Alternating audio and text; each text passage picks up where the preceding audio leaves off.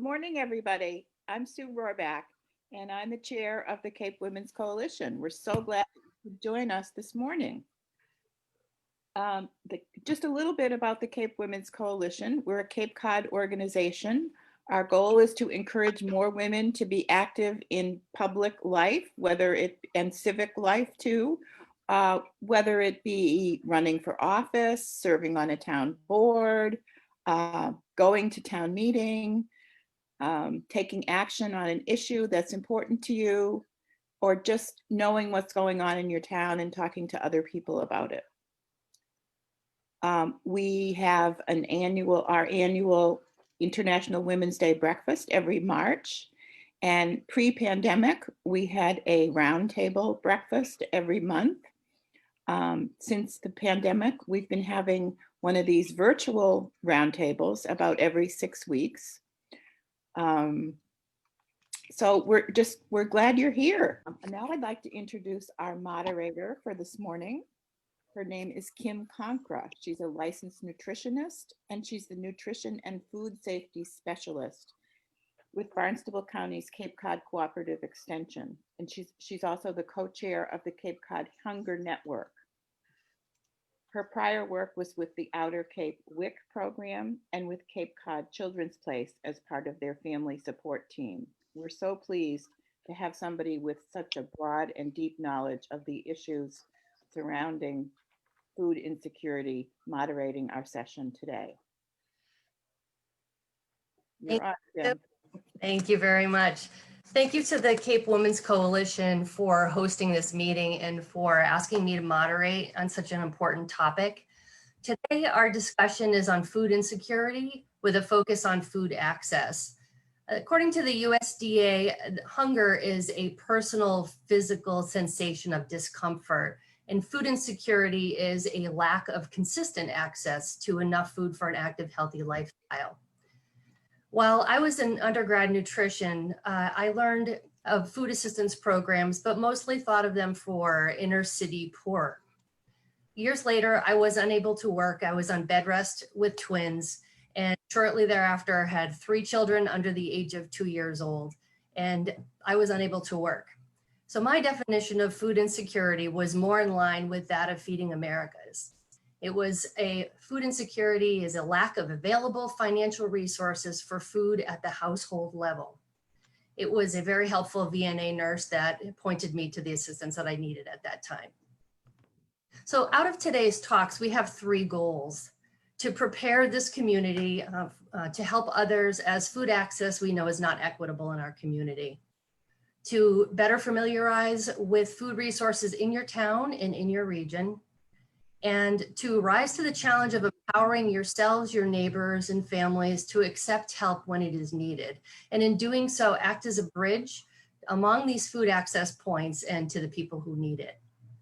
So today we're joined with several that are in the community who are working with food access directly. Our speakers are Christine Menard of the Family Pantry of Cape Cod and Harwich, Andrea Lavenets, Outreach Coordinator for the Provincetown Council on Aging, Tammy Leone of Cape Cod Kids Meals, Jeni Wheeler, Executive Chef and Program Director with Faith Family Kitchen of Cape Cod Council of Churches and also co-founder of the Family Table Collaborative, Pareda, Safe Child Communities Collaboration Coordinator and Parent-Child Coordinator at Cape Cod Children's Place in Eastham, all for agreeing to speak with this panel. So I'm going to start off with a question for all of you, and I will call on you individually in just a couple of minutes. If you could please tell us about your program, who it serves, and how you have had to shift since the pandemic, how your operations had to shift, and what are you learning from this experience? So Christine, I'm going to start with you, if we may. Morning, everyone. How are you? My name is Christine Menard. I'm the Executive Director of the Family Pantry of Cape Cod. I have been here for the past 4 years, and the pantry has been here for the past 30 years. So we currently serve about a little over 10,000 people a year, which is roughly 4,200 families across the Cape. We serve the entire Cape and beyond. There is no geographical restriction to come to our pantry. We have the main pantry in Harwich. We have the Healthy Meals in Motion mobile pantry that serves dentists through Provincetown through our councils on aging. We have a satellite pantry at on the Four Seas campus. And that basically is our method to get to the entire community and beyond. When the pandemic struck in March, of course, nobody knew how bad it was. And to put it in perspective, we had to change our food distribution model 6 times in 11 days. And we ultimately landed on a curbside model where our clients are able to still choose the foods that they would like to serve their families. So they get a shopping list and then they fill it out and then they return it to a volunteer. And then there's a cadre of volunteers inside the building that shop for their order, and then it gets rolled back out to the curb. So it's very simple. Anybody is welcomed at the pantry right now, especially we have no barriers to access. So anybody that needs us, it's basically a really simple registration process for anybody that, needs food across the Cape. Thank you. Thanks, Christine. Andrea. Good morning, and thank you for having me. My name is Andrea Lavenets, and I'm the outreach coordinator at the Provincetown Council on Aging. And I just want to add that there is an outreach coordinator on in each of the COAs. So if you hear something that kind of strikes you today, I urge you to reach out to your local COA to see what they have to offer. In terms of services that we provide, we do have a small pantry on site. And then we, like Christine had mentioned, we run the mobile pantry from the Harwich Food Pantry monthly, as well as connecting individuals to resources such as Meals on Wheels and food stamps, as well as other local resources within the community. I think what kind of surprised me the most was that things were ever changing. As Chris mentioned, changing things and adapting. So just making sure that we were up to date at every minute of every day and to get that information out to the community. And then in terms of changes, our pantry was open to the public. It was in an area where people could come and go as they please, no questions asked. So now instead, if individuals are in need, they can give us a call and we can have it picked up outside the COA. We've made deliveries if that's been a barrier. And then in terms of the mobile pantry, we created a drive-through style pantry where they are literally driving through the parking lot and we're putting it in the back of their car. It's, safety measures all the way. And it's turned out to be a really successful way to operate it. Something that we really didn't see, coming obviously before COVID, but just really making sure that everyone is connected and reaching out to people, because education is the biggest piece. I think people are surprised about what we have to offer. So making sure that they know that it's there and that we can connect it, them to those services. Great, thank you. And I would imagine the same is similar is going across throughout the Cape and other councils on aging and seniors. Absolutely. Wow. Thank you. And Tammy. Yes, good morning, and thank you for having me. My name is Tammy Leone. I'm the executive director of Cape Kid Meals, and this is a program that started in 2014. We provide weekend food bags to elementary age children across the Cape. We started with 2 schools, and we're now serving children in 26 schools. The food is shelf-stable food that is easy to prepare regardless of the child's living situation. We get 50% of our food approximately from the Greater Boston Food Bank, and the other 50% from retail, primarily BJ's is where we have been typically getting it. The program is completely confidential. Only the schools know the children that are going to participate. They actually select the children. Cape Kid Meals only knows the number of children at each school. And the bags typically get put into child's backpack before dismissal. So when COVID hit, just like everyone on this panel, we all had to switch our distribution models. We quickly reached out to all the schools and worked with them to identify what grab and go meal sites would be the easiest for their families to pick up.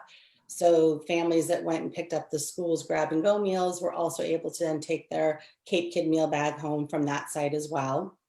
In addition, we did have a pretty substantial number of families who were not able to get to the grab and go sites. So we ended up partnering with schools and Corey individuals and delivering approximately 150 of our bags in addition to school meals every week. So they would go pick up the meals from the school, they would take our Cape Kid meal bags and they would drop them off at the doorstop, contactless delivery for families. And I think the biggest thing that we've learned is, and probably all of us, is how to change on a dime. I'm proud to say that we actually, March 13th, school ended, and the week of March 16th, we were delivering our bags.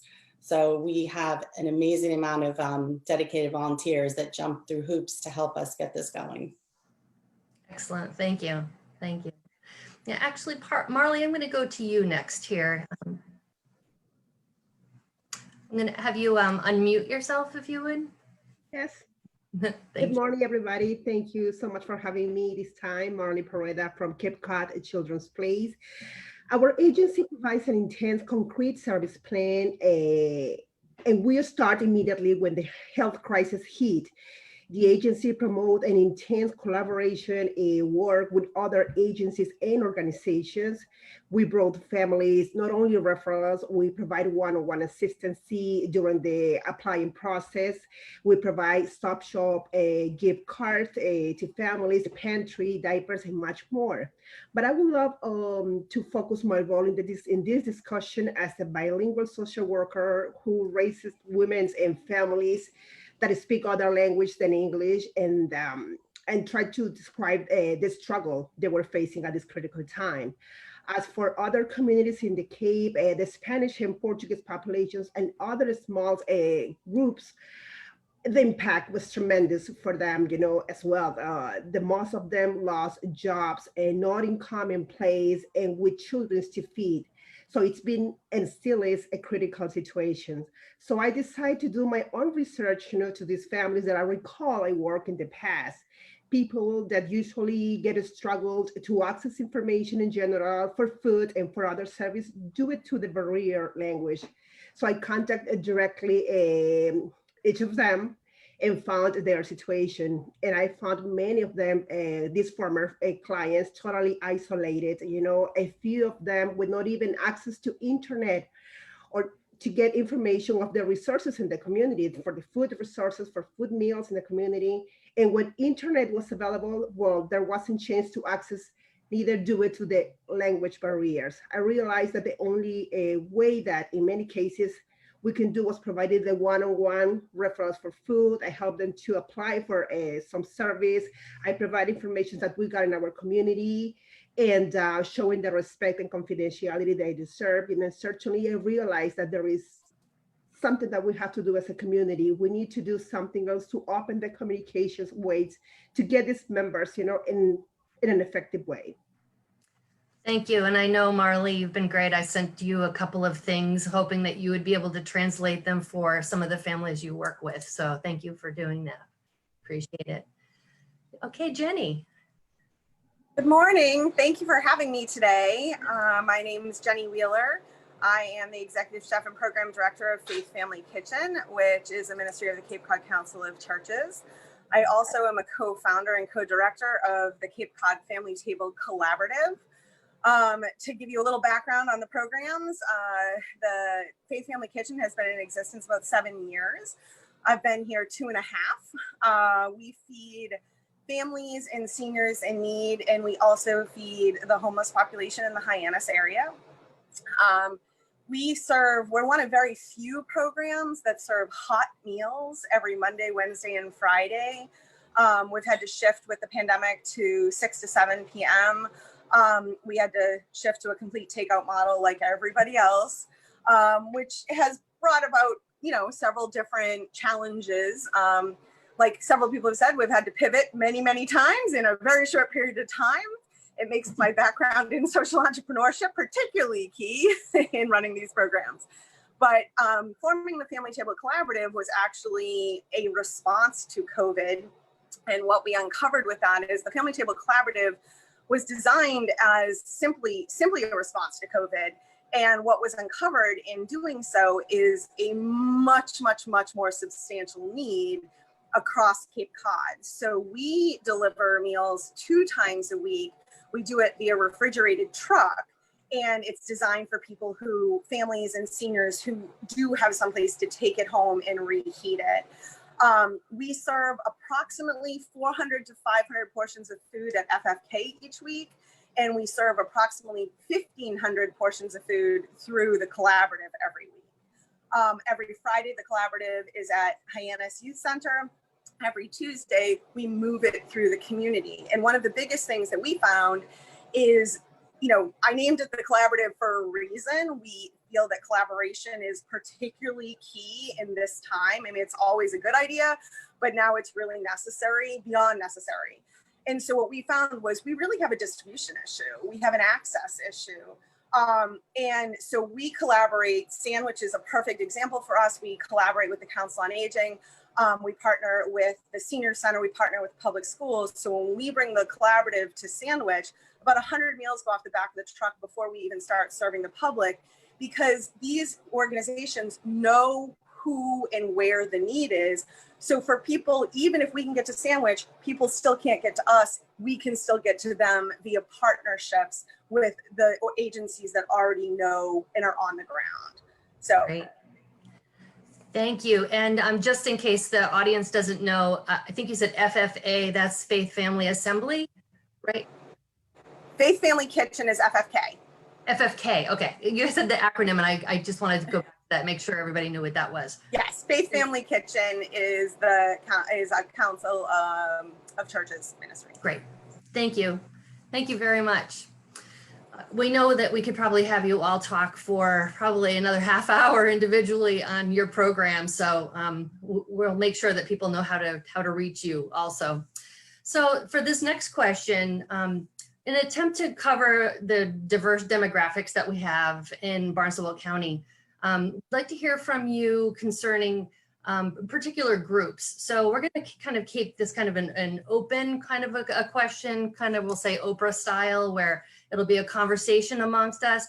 But in doing that, if I could have Christine focus on families as a demographic, and Tammy on school-age children, Andrea on seniors and maybe homebound or accessibility challenged, Marley on the non-English speaking families or limited English speaking families, and Jeni for this conversation a little bit more on that homeless picture, because I think we need to hear some more about that also.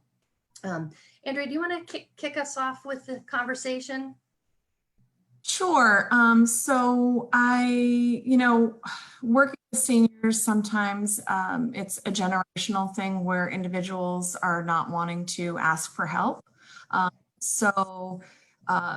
Just making sure that they realize that it's normal to ask for help. And so Provincetown has created, we're very fortunate to have created a resource guide. And so we're trying to distribute that. And in the resource guide, there's a tagline, we're here to help you. We're all in this together. We all need help sometimes, and it's okay to ask for help.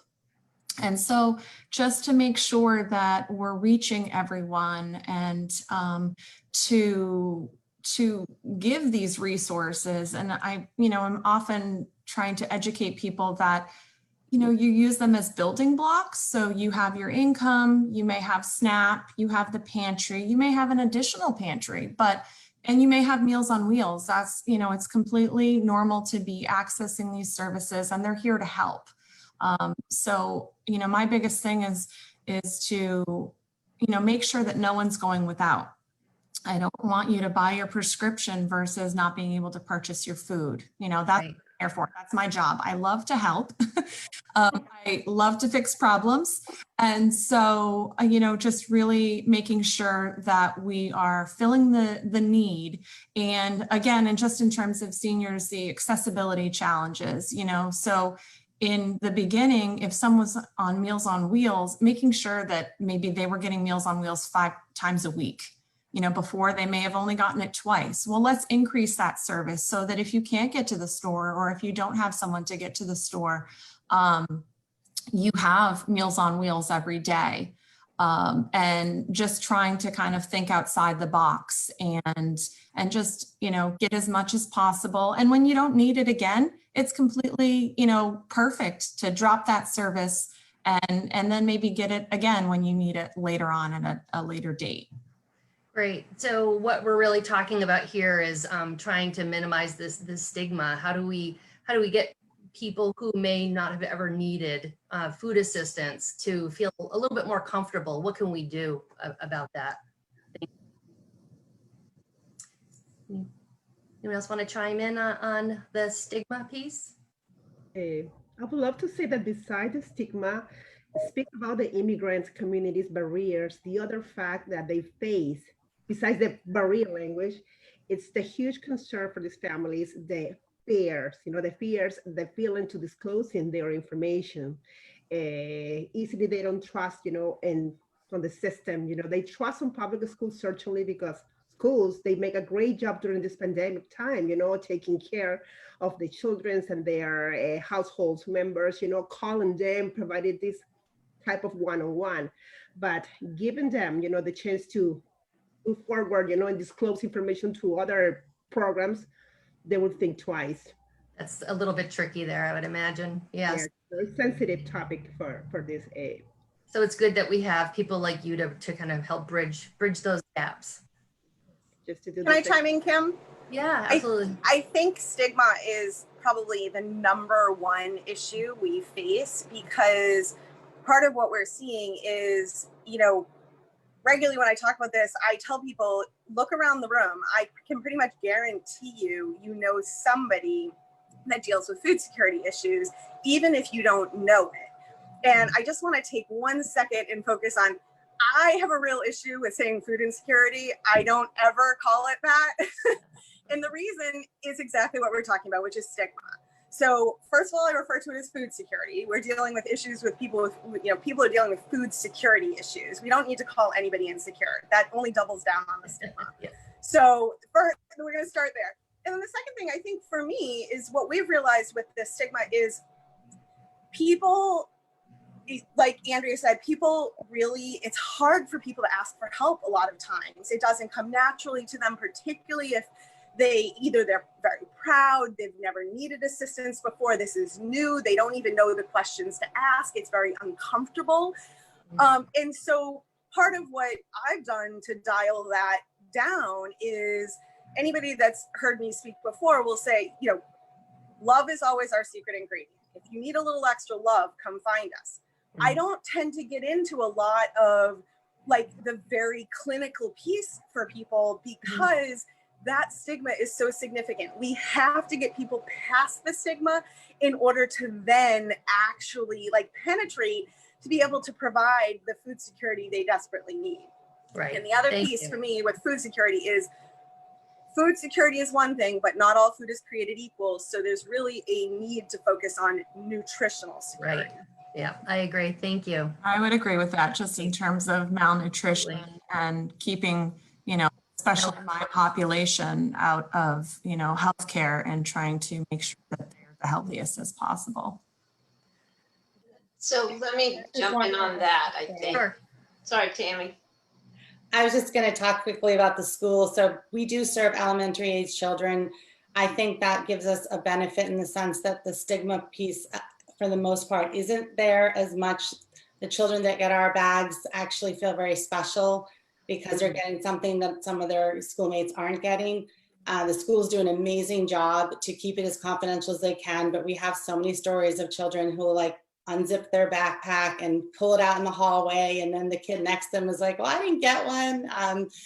So we hope, and that's our main goal, is to make sure the children understand that the community cares for you. you don't even know who's putting these bags at your school. Doesn't even matter.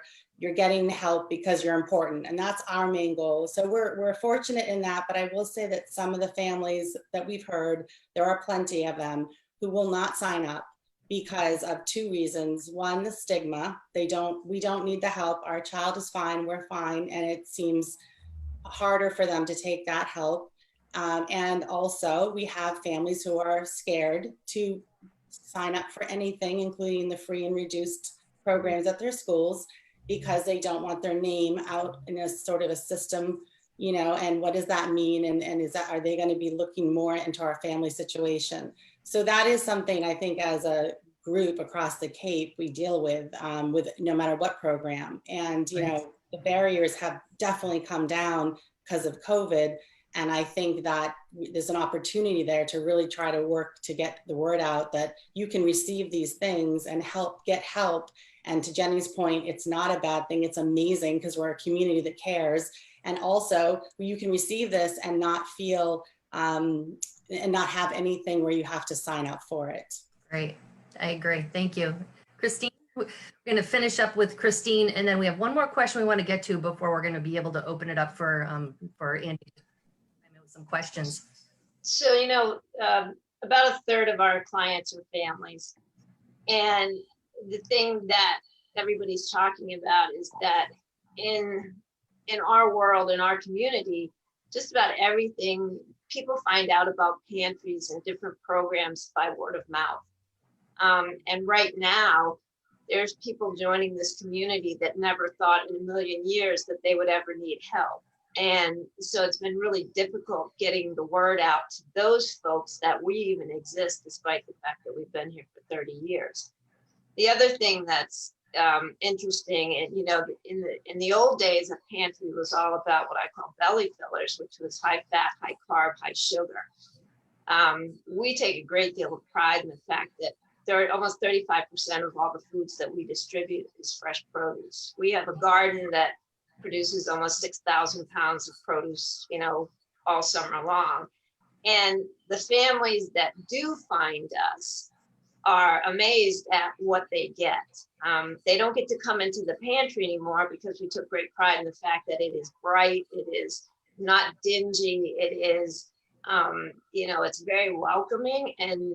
But I think there is this stigma too, not only about people not coming to get assistance, but that they're going to come into some awful environment that is going to be very uncomfortable. And if you ever have the chance, and after the pandemic, because we're locked down right now, but come visit us and you'll see that our pantry looks like a little Stop and Shop because I spent 25 years there, so that's how you get.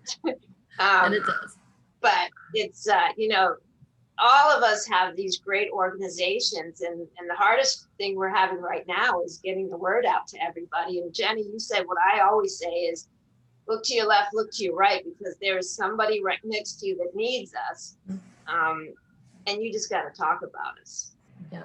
And you also mentioned something to your point and Jeni's point about you know, nutrition and produce. And so what are missing in this conversation right here is we don't have a lot of our local food that's in this picture, but we do know that we've got haddock chowder that's going to food pantries, that's coming from local fish. We've got oysters that are on their way. They might actually be at the Greater Boston Food Bank now, but that's another project that's going on. We've got numerous farmers markets and farm stands now that are taking SNAP and HIP. So we also want to include those in the conversation. And to then go to this third and last question, and you're each going to have just like a minute on this, but we really want to hear from you. What is your call to action for the community, for the audience that's listening here? What is your call to action in all of us in Barnstable County that you want us to go back and do? What do you want us to do? What is your ask of us that we could help you in your work? Let me go. You know, whenever I'm out there, it's the standard line. People always ask, well, what can I do to help? And the best thing you can do is to talk about us. Know that we exist. You know, when you're talking to somebody that's struggling for, you know, somebody's going to tell you they've got a housing issue, they've got, you know, childcare issues, all of that revolves around funds and monies and finances. And you should worry a lot about a lot of things, but you shouldn't worry about food.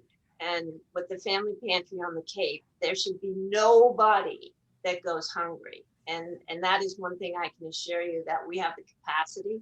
We partner with everybody that will let us, and we can take care of anybody that needs help. So you can do your part by just literally telling people about us. And I think I heard practically the same thing from Falmouth last week. Karen was like, bring them on, you know, there's no barriers here, just, you know, send people. Okay, and who would like to go next? I would just kind of add to the same thing with Chris, educate, share, and advocate. You know, there's nothing more that I love than someone's calling saying, you know, Sally said she's getting the mobile pantry and I want to get it too. Well, great. That makes me so happy. And so, you know, everyone check on your neighbors, or even, you know, just telling 5 friends of, you know, what you learned today in terms of resources or what you may learn in the future, so that people are sharing that information and normalizing it. And, you know, help us be a voice is basically what we need. Excellent. Thanks, Andrea. And I'll just add, out of the pandemic, I think what I realized is there was such an opportunity for me to partner with the Family Table Collaborative and have information going to all my schools to let them know to go pick up meals. And I was able to work with some pantries and help pick up food for families that I normally wouldn't have been that involved.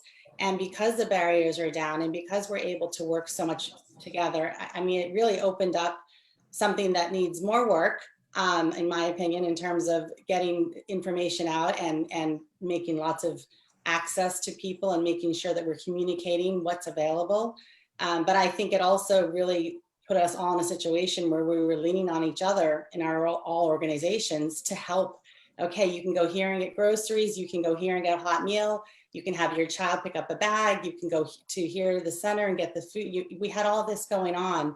So I think that was, out of this horrible situation, was probably the one bright spot, in my opinion.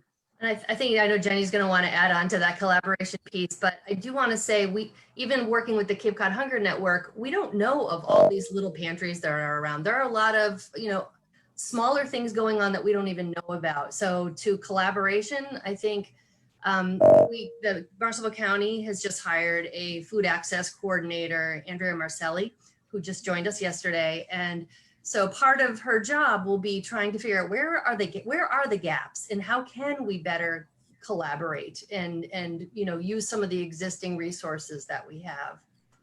Jeni, I know you're going to want to pick up on that one. I love that word. Like everyone said, I mean, I really do think it's with every stressor comes an opportunity. And I think the pandemic has really opened an opportunity for not only the agencies that are currently working in this, but for all of us as humans. You know, we're all in this new pattern, right? So like Andrea said, and Christine, talk about it, talk about it, talk about it, talk about it, shout it from the rooftops, normalize it, because breaking down the stigma is probably the #1 thing. And I feel like with the collaborative, the reason we've been so successful is with this drive-through format. Tammy's volunteered with me, and she provides me sanity on a regular basis. We have a lot of laughs. Like, you have to be able to laugh, because sometimes, and I feel certain I can speak for the panel here, we all feel like the weight of the world is on our shoulders. Like, food is not a want, it's a need. And we all feel particularly responsible to the populations we serve, to the people we serve. The stories, the connections, they're not numbers. These are humans. We get to know them. We get to love on them. And then we go home and we cry because of our stress that we can't do enough. So collaboration is key. tell people about all of our programs. There are so many people doing such amazing work on Cape Cod, and we have such amazing natural resources. My programs took participation in the SPAT program earlier on, and people were like, what do you mean you're doing clams and oysters? And like, I was taking in 1,500 at a time, like, and people were amazed. But we have a really unique situation on Cape Cod that we do have the farms. And Christine's, I got some of the most beautiful tomatoes ever from Capabilities and Christine's farm. It's, you know, so there's so many natural resources, but the biggest thing you can do for us is talk about it. And I'm gonna say the thing that nobody likes, which is, and donate when you can. Do what you can. There's so many, the need is so substantial. And to be really clear, it's about to get a lot worse. The economic standpoint and markers showcase that we are in for a very, very, very tough economic time. This problem is going to get worse. So please let anyone and everyone, even if you don't think they need us, please make sure they know about us. Thank you, Jeni.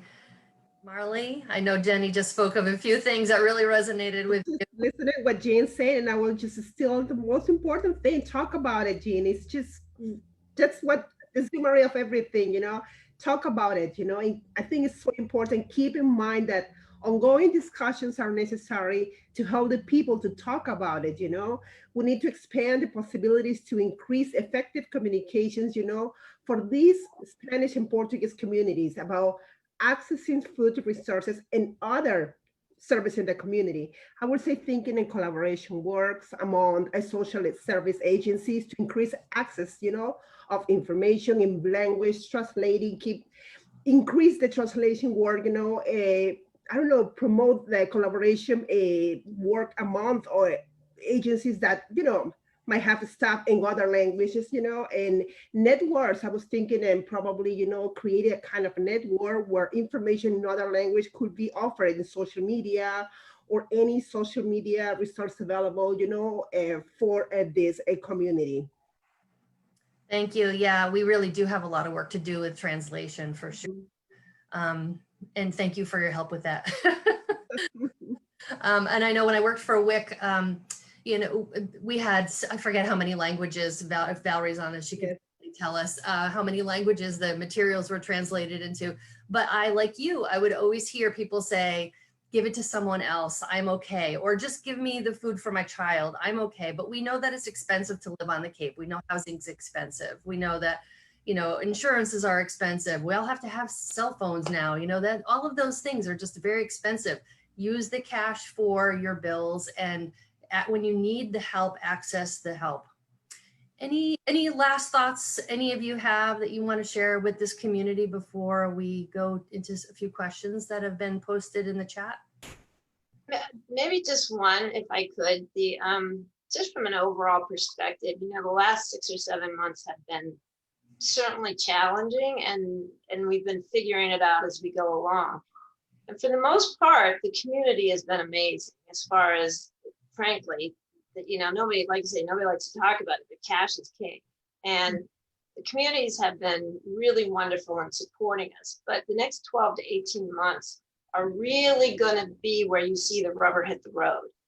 There's going to be fatigue from all of this COVID-19.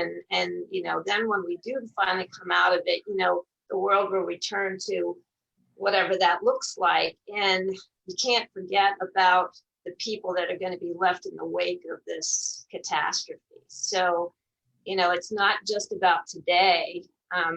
You know, if you ask me what I worry about, it's not about today. We're okay, we got it. But I'm looking 12 and 18 months ahead of time. And I think that's where we're really going to feel the pinch in regards to any kind of social service that's out there at this point. You're right. And I know from food pantry work, I always hear that, you know, usually we talk about it a lot in February and March. That's when donations are down, but we actually are going to need it more consistently Right. for the next year and a half. Thank you so much for this great conversation. And Andy is going to join us and post some of the questions that have come from the group here. Great discussion. Thanks, guys. I want to start by kind of drilling down a little more on that access issue that you started to talk about. And, you know, you've talked about all the ways you've removed barriers. There was one question that, you know, sort of triggered the question of, like, we live in this really rural area where not everybody has a car, where it's hard to get places, and people may take a bus to get to the food pantry. And somebody asked earlier, you know, what if somebody takes a bus to the food pantry? Can they still, how do they get their food home? How does that work? And what other things can be done to make sure that people can get to whatever they need to get to?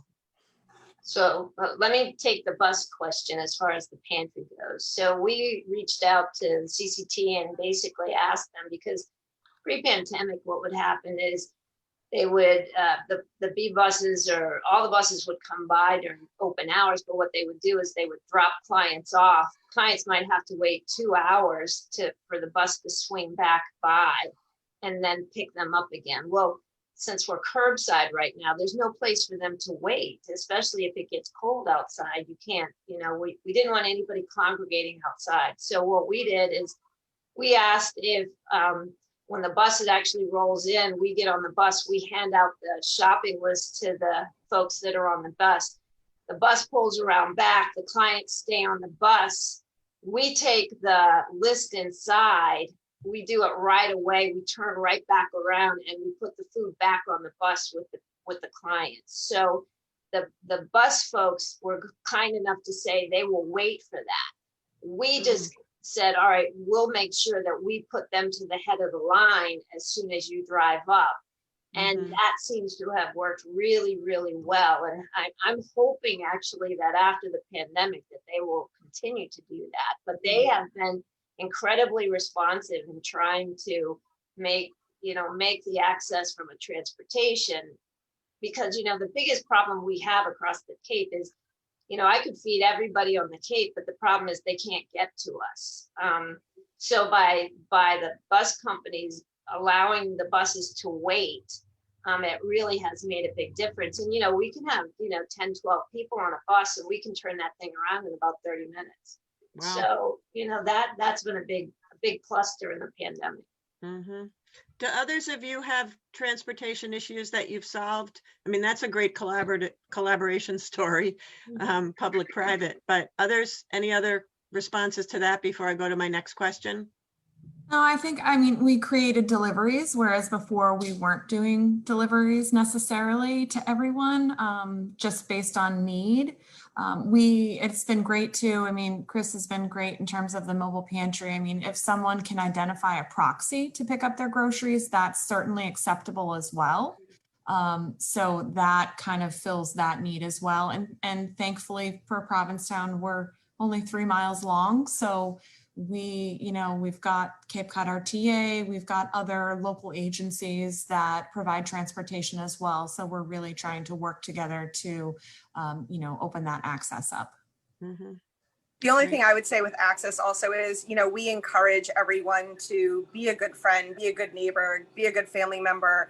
So if you know somebody that has access issues, we're happy to allow you come in, you drive up, you tell us we're picking up for 4 families. We put 4 family meals in your car. Please distribute them. It's the same type of thing I was talking about with Sandwich.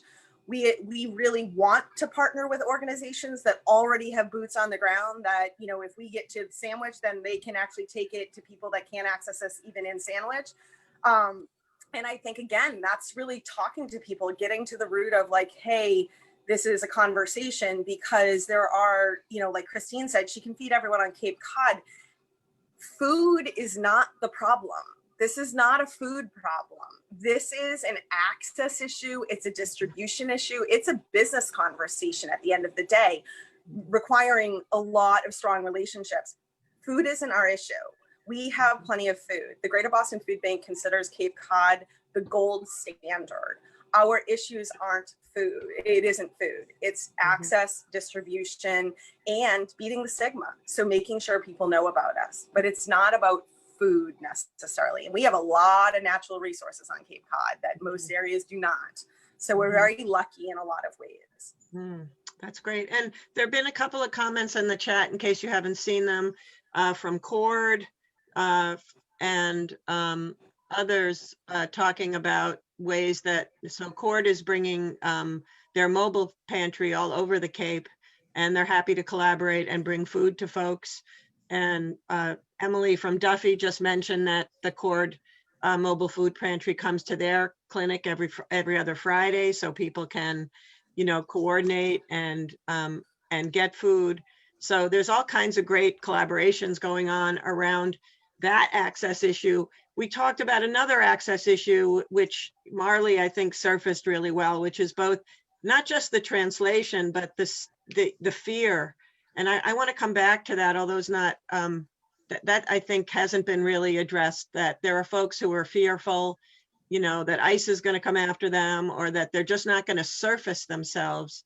And I'm just wondering what ideas folks have and what have you been able to do in addition to making sure that everything gets translated with, I think Marley articulated really well.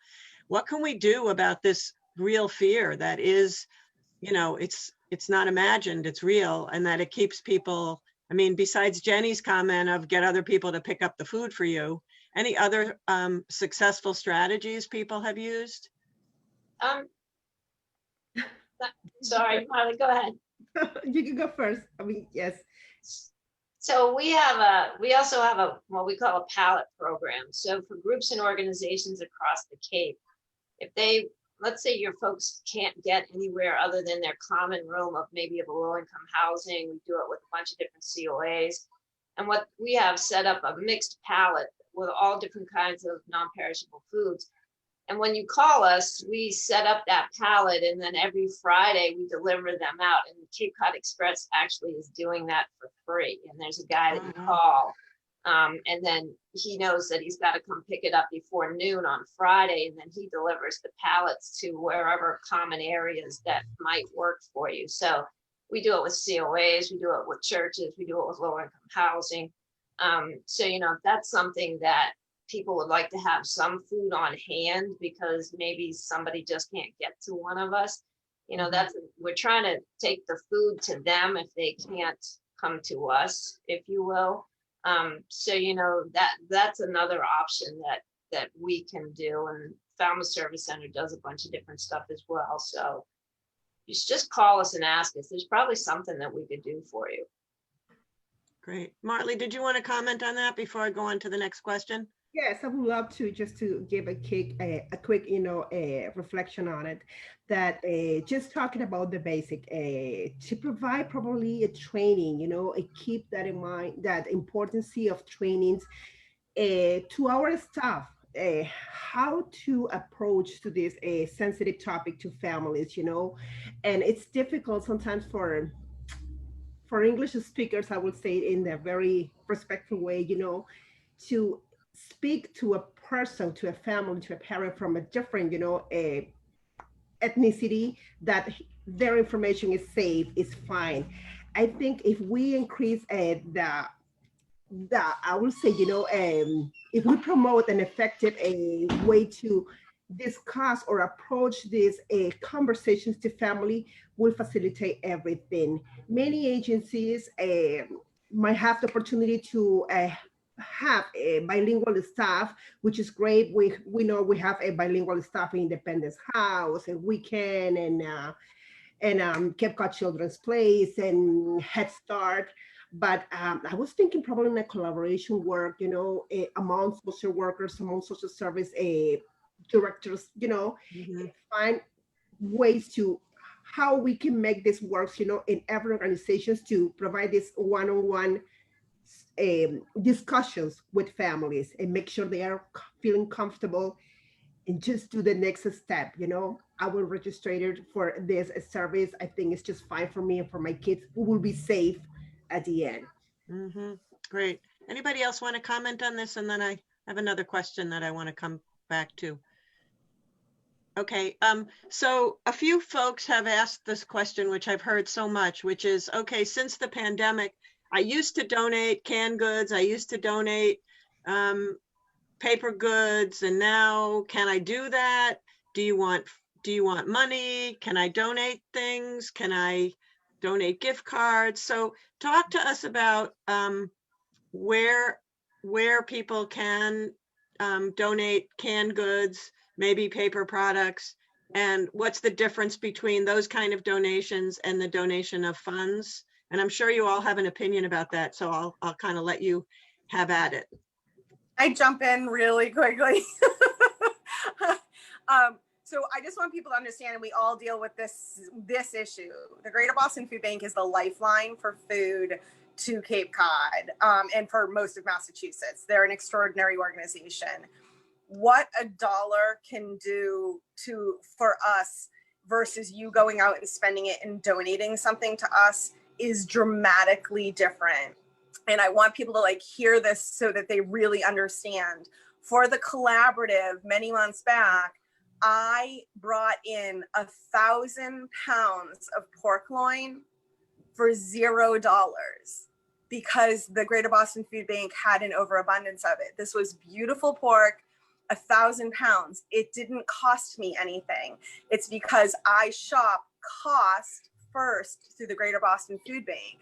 So what that dollar does when you donate $1 to any of the organizations I work with, that dollar goes so much further when you give it to us versus when you go spend it. And I'm super appreciative that people care and they want to donate, you know, canned goods and stuff.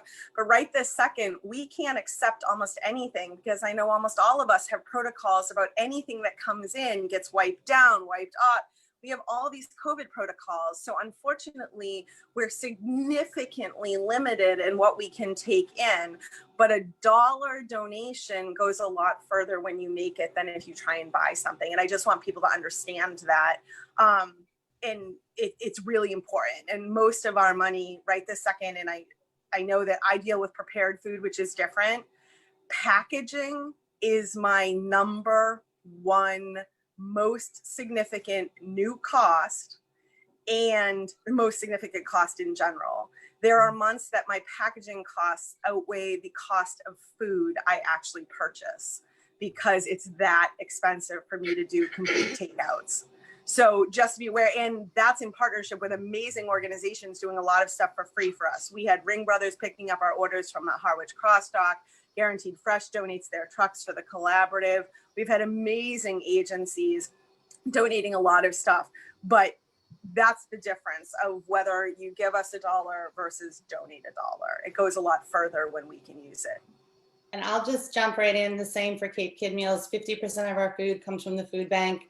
And absolutely, we can purchase a lot more and get a lot more food than we could if we spend that same amount of money at a retail store. Also, we can't accept donations of food at this time due to COVID at all. We're completely restricted.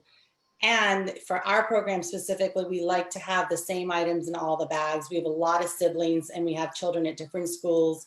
And we like to know that we're consistent in what goes in the bags. So for us, unless we're in the past, we could do a specific drive for a specific item, and we're not doing that now. So for us, definitely, you know, financial donations are much more helpful for us at this time. And if we ever can get back to doing a drive, we will certainly let everyone know on Facebook and things like that.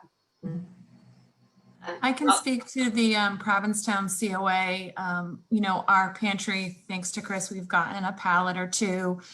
We also get donations. The Friends of the COA help us as well. Lower Cape Ambulance is actually doing a really big food drive for the COA, as the Provincetown Truro COA, as well as many other nonprofits in the area. So they're pushing that right now. But I just wanted to add that money is beneficial. You know, we do accept donations, and you can give us a call, and I would urge you to call, you know, the other COAs to see what they're doing. But in terms of financial donations, we also are purchasing the toiletry items. You know, that's something that we offer in our pantry as much as we possibly can, because food stamps doesn't cover that. So, you know, your toothpaste, your toothbrushes, you know, your soap, toilet paper, any paper towels, I have adult briefs. I mean, these are the things that are needed. So we're happy to go out and shop if anyone is, you know, able to make that financial donation. I'll jump in just to put all of this in perspective. What Jeni said is correct as far as we all partner pretty much with the Greater Boston Food Bank. And in our pantry, we can provide 4 meals for $1. I challenge anybody to go to Stop and Shop and do that. So, you know, as I say, cash is king. We, just like everyone else, anything that goes through a household, and that's kind of how you have to think about it, is what we cannot accept. You know, just because out of an abundance of caution. With that being said, when COVID is over, I do want to say that the private donations oftentimes add a little flair to what we offer our clients. So, you know, when, you know, our stuff is pretty basic, but, you know, when you've got something cool and, you know, or something's on sale at the store that you're willing to pitch in, it just increases the variety at the pantry, which is really nice. And I think our clients appreciate that. So as much as I love the money, which trust me, I do, I also really appreciate when the community comes through and, you know, the stores do the buckets out and the, you know, everybody has the donation bins and all of that. So it is really important after the pandemic that we try to get back to that. So Chris, maybe you can just mention a little bit about the Hunger Network and all the different pantries. I know in the chat, somebody said that the Falmouth Food Pantry is accepting donations of food and paper products, they thought. Do you have a sense, or maybe just comment on the fact that there's pantries, you know, I don't even know how many, but lots. Yeah, there's over 30 pantries on the Cape in some form or fashion. Kim and I co-chair the Cape Cod Hunger Network, which is basically an organization that was established years ago as, just as everybody's talking about now, to make sure that everybody that was working on the food worries across the Cape knew what everybody else was doing. There's 60 some odd members of that network. And you know, it's amazing what everybody's doing that we don't even know about, and we're in the industry. And so that's why the Cape Cod Hunger Network came to pass. I would suggest that you have to, I would tell you that no pantry that I've talked to is accepting goods right now. Now, I think maybe I saw a thread on the chat that I think maybe the paper pantry is accepting goods, but you would have to ask that question and maybe he'll respond. But I'm pretty sure he's still doing his third Wednesday of the month. But as far as food and perishables and all of that, there's very few pantries that I know of that I work with that are actually accepting today. And, you know, that might change, but the CDC hasn't given really good guidelines on any of this. So, you know, when you go online and try to figure out, you know, what's in and what's out, we all have kind of erred on the side of caution because we don't have a lot of information as far as, you know, the donation side of the house. So, you know, I would just suggest everybody, if you have a local pantry that you're interested in, that, you know, you just call them directly and they'll tell you pretty quick what they're doing. Mm-hmm. Great. There's a question in the chat about working on these issues in a more kind of legislative advocacy way. And I think it's, I can't tell who it is, but mentioned that the Common Start Coalition is working on this in the early education and childcare arena by pushing legislation for affordable care. I mean, obviously, I mean, you know, Jeni said earlier, it's not a food problem. It's a kind of a more of an access and a business problem, but it's also a lack of equity problem and an economic problem in, you know, kind of in the country as a whole. So I don't know if there's any comments you want to make about any advocacy work any of your organizations are doing to make a difference on this issue, or any thoughts you have about what you could be doing. I can just say that that's why the county, Barzilai County, has hired a food access coordinator, because we were getting calls from people early on wanted to donate and we weren't really sure where to send them. And we also were getting calls from funders wondering where they should put their money. And so people were looking to the county for guidance on some of that. So we're just hoping to kind of expand the web, I guess. Try to make it a little bit more comprehensive. Mhm. I will also say, Andy, that the Greater Boston Food Bank does a tremendous job on advocating that they have a whole wing of people that boy, do they tell us, they'll send out information like the SNAP legislation is up, and they will put the word out to, reach out to your representatives. I mean, the Greater Boston Food Bank is magnificent in many ways, but one of the ways that they really, really excel, and that's due to the leadership up there, is that they really work that side of the aisle. They push this really hard and heavy, and they get it out to anybody that's in the network so that we know what's going on. And then they give it right down to, this is who you've got to call. This is the letter that you send. Here's the format. So, they try very hard to keep us, kind of within their own network, aligned with things that are really important to the state. Great. Chris, can you I would tell agree. people about MFAP? Yeah. So MFAP is the Massachusetts Emergency Food Program Assistance Program. And that is the state arm of what most people know of as the USDA. So that is where they will contract with farmers, for instance, across Massachusetts, and buy a farmer's potatoes or buy a farmer's onions or carrots or whatever it is that they've contracted with. And then that product actually comes to us for free.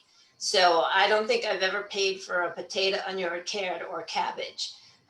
So, the MFAP program is critical, and to us, it's worth about $600,000 a year. So that tells you, in the scope of our world, how much product that we get just from the state funding of the food problem in the state. Wow. So around budget time, it's important to promote MFAP funding for sure. And it's about a $21 million. Well, now it's more because I think they went to 23 during the pandemic, but normally it's about a $21 million line item in the budget. So fortunately, Baker is pretty good about supporting it, but only because I think the Greater Boston Food Bank has this really big stick that they keep beating the drum with. Yeah, great. One thing I wanted to add to this is that I want to hit the one underlying thing that really, Chris is 100% right with Greater Boston Food Bank. I agree with everything she just said. The one thing I want to make sure you're hearing from all of us, though, is this is significantly governmental funding. So the reality is they're funding sources that are voted on by legislators, by local and state and federal. So this is something that if you care about this topic, you need to pay attention, because there is a direct link to what happens with these programs and this type of funding to things like voting and who you have in office. So you need to pay attention, because all of us deal with some level of state and federal funding. Great. We only have about 5 more minutes, and I have a few more questions that are on here. So I'm going to move right on, even though we could really go down this important rabbit hole. Bev Costaciobo asks about PPEs. Are any of the pantries or programs providing that personal protective equipment? Yeah, we do. We always have a call out for masks, and it's just part of what we distribute. So if somebody needs masks, and we're there. So primarily we focus on masks. And they're mostly people that have made them and donated them to us. But we've gone through thousands upon thousands upon thousands of masks that we, not only for our own staff and volunteers, but obviously we give out to the clients all the time. We do as well at FFK. At Faith Family Kitchen, we give out masks regularly. And I know that Gretchen from Cord just piped in because they distribute it on their mobile pantry as well. But yeah, we give it out at FFK. And would you mention where the Faith Family Kitchen is located exactly?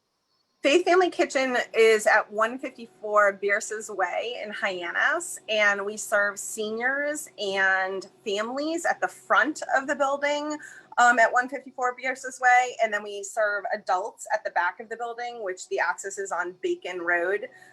Yes, bacon, B-A-C-O-N. Great. Okay. And I Thanks. just want to say one other thing, because I know that Chris mentioned MEFAP, but because I haven't mentioned it, the USDA, Don Cox from the Mass Military Support Foundation, for anyone that does not know about this, secured funding, grant funding from the USDA for all of New England, and asked the Family Table Collaborative to partner with them to distribute the food. So there are 3 additional distributions coming up each Saturday for the rest of the month at 4 Cs. We're distributing 1,050 cases of 32-pound boxes of fresh food. It includes dairy, produce, and meat. We're distributing from 9 a.m. to 1 p.m. You can, or until we run out of food. You can line up as of 8 a.m. We ask that everyone be kind. We're spreading a lot of love. It does take a little bit of time. And unfortunately, because of the USDA, we are all about like being good neighbors and stuff like that, but we can only put 1 case in your car per pass. Our workaround is we'll allow you to come through the line again if you need another case, but unfortunately we can only put 1 case in a car at a time because of the USDA. And you need volunteers. And we need volunteers. Each week, it takes a village to distribute this much love. So how does somebody volunteer? What do they need to do to volunteer? All they need to do is reach out to me. I posted a public sign up for volunteers on the Family Table Collaborative's Facebook page. You can reach out to me directly at JENIM Wheeler, WHEELER @gmail.com. It's Jeni M. Wheeler @gmail.com. Can you put that in the chat while I go to the next question? Thank you, Jeni. 100%. I think this might be my last question, and we only have 2 minutes. And that is, what's happening for the holidays this year? Anything special that people need to know? The holidays are coming up. Just a real quick one for anybody who does any special holiday programming. Yep. Chris, so we are doing our Turkey Day. That is still in, so it'll be a drive-through Turkey Day, curbside Turkey Day, just like we've been doing. But you do have to sign up. You do have to be a client in order to participate in that program. We unfortunately are not doing our holiday toy program for the fact that we can't take donations into the building. We normally serve about 1,000 children in that program, so we're not doing toys, but we are definitely doing turkeys. So if somebody is interested in a full turkey dinner, then they just need to come to us and sign up. And then I believe it's on 11/22 is the Sunday before Thanksgiving. Okay. Any other comments on that before I turn it back to Kim? Well, certainly. Cape Cod No, go ahead. Go ahead, Yes, Marley. Just quickly add that certainly I will speak with Cindy Horgan, my executive director, and the information for the holidays meals will be placed on our Facebook and our website. Great. And I'll just say that the Family Table Collaborative is doing its Thanksgiving distributions instead of the Friday after Thanksgiving. We're going to do the Monday and Tuesday. Monday will be at HYCC, and Tuesday's area will be announced, but we're doing Thanksgiving meals that entire week. And the Cape Cod Culinary Incubator, who is a partner, a founding member of the collaborative, does 50 full Thanksgiving meals for families, all cooked already, which is, I think, a big key.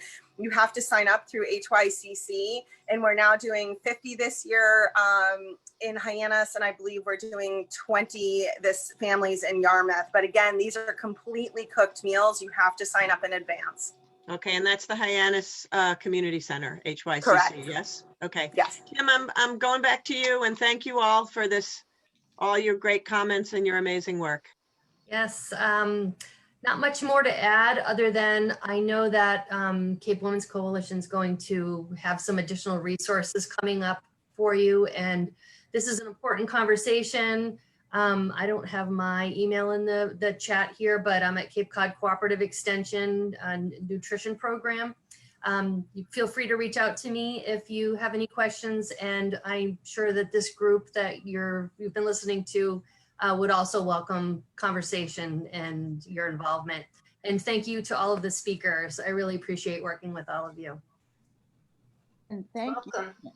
Kim, for being such a well-informed and really excellent moderator. You've done a great job. We really Thank you. appreciate it. Also, thank you to Christine and Andrea and Jeni and Marley and Tammy, that your conversations have been most interesting and informative.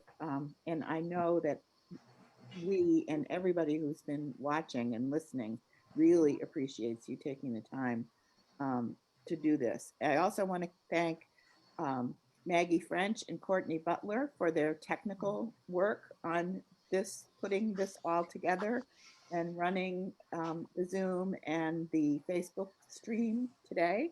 And also Andy Genser for doing a great job, as always, with collating the questions and asking very pertinent questions. So I'd just like to sort of quickly run through some of the action steps in which we talked about a lot, which is great because that's what we're trying to make that one of our big focuses this year is action. So the big one that I got was talk about it. Talk about it, talk about it, talk about it. Normalize it. Tell people there's access. Urge people to get information and ask for help. And stress that it's an issue for all of the community. Get the word out. Talk about available services. Let people know there's enough food for everybody, that they don't have to hold back because they'll keep someone else from getting it. That there are barriers are gone. There's no need for documentation, at least at the family pantry. Then talk to people about the schools, because people trust the schools, and accessing food for kids in there is confidential. And collaborating with the schools is really important. The fact that let people know there's drive-through, because that is easier for people to do and makes them feel less stigmatized and less out there that they need food. Supporting ways to help immigrants have better access to information so that they can have better access to food. So just educate yourself, share info, advocate for people who need assistance now, and tell 5 friends. So, and then in terms of donating, that's a big thing that we can do. You can donate food to some of the smaller pantries, but to the bigger organizations like the Family Pantry, they need money. They can turn your small donation into a big donation through the access that they have to the Boston Food Bank, and also to people who donate, who help them for free. Let's see. We will follow up with any questions that didn't get answered. If there were questions on the chat that didn't get answered, we'll follow up with those on our website. The access to the recording of this event will be on our website and on our Facebook page. So if you know of people that weren't able to hear this, that you think would like all the information that we got today, let them know that they can get it that way. And also we're going to put a list of resources on our website as well. So again, thank you all so much for being here, and thank you to everybody who made this a success today.